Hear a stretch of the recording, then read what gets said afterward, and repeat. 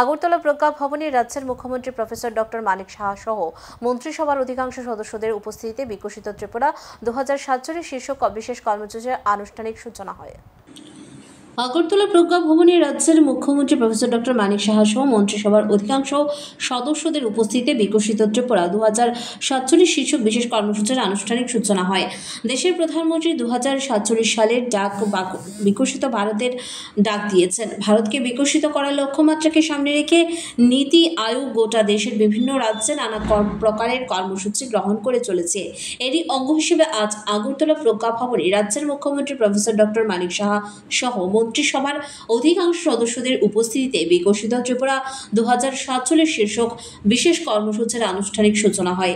এই কর্মসূচিতে আলোচনা করতে গিয়ে মুখ্যমন্ত্রী প্রফেসর ডক্টর মানিক সাহা তাৎপর্যপূর্ণভাবে দেশের প্রধানমন্ত্রী নরেন্দ্র মোদী আগামী দিনের কথা চিন্তা করে বিকশিত দেশ গড়ে তোলার ডাক দিয়েছেন বলে দাবি করেন।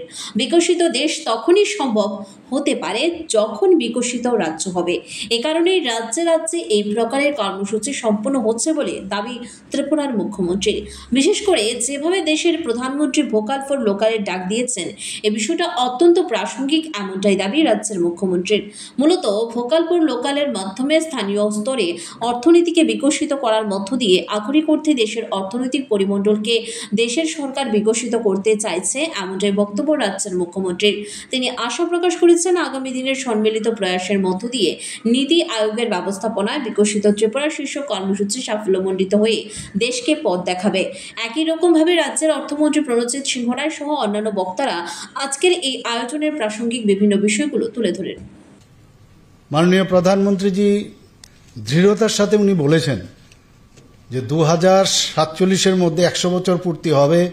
ডেভেলপিং কান্ট্রি আমরাও ছোটবেলার থেকে শুনে আসছি কবে যে ডেভেলপড হবে, কিন্তু এই ধরনের নেতৃত্বের কিন্তু আমরা আগে দেখিনি।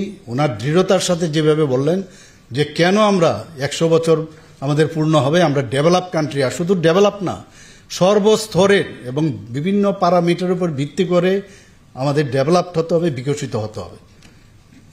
এই যে একটা দৃঢ়চেতা যে একটা লিডারশিপ, সেটা আমরা মাননীয় প্রধানমন্ত্রীজির মধ্যে আমরা দেখছি। এবং সেইভাবে আজকে সমস্ত রাজ্যেতে যদি বিকশিত না হয় তাহলে বিকশিত ভারত কোথার থেকে হবে? সেই কারণে নিজ নিজ রাজ্যে আমরা এই বিকশিত ত্রিপুরা, আমাদেরও রোডম্যাপ কি হবে, আমরা আগামী দিন কোন জায়গায় যাব, এবড়ো খেবড়ো চললে হবে না। আমরা আগে দেখেছি ভারতবর্ষ এবড়ো খেবড়ো চলেছে, কোথায় তার ডেস্টিনেশন, সে 100 দিনের মধ্যে কি কাজ করবে, এগুলো আমরা আগে কিন্তু দেখতাম না। আমরা এখন ভারতীয় জনতা পার্টির নেতৃত্বাধীন সরকার এবং এনডিএ সরকার আসার পর আমরা দেখছি যে একটা নির্দিষ্ট গাইডলাইন্স এবং তার রোড ম্যাপ, নির্দিষ্ট টাইমলাইন, এগুলো মাথায় রেখে কিন্তু সব ডিসিশন হয়। আমরাও চেষ্টা করছি, শেখার চেষ্টা করছি।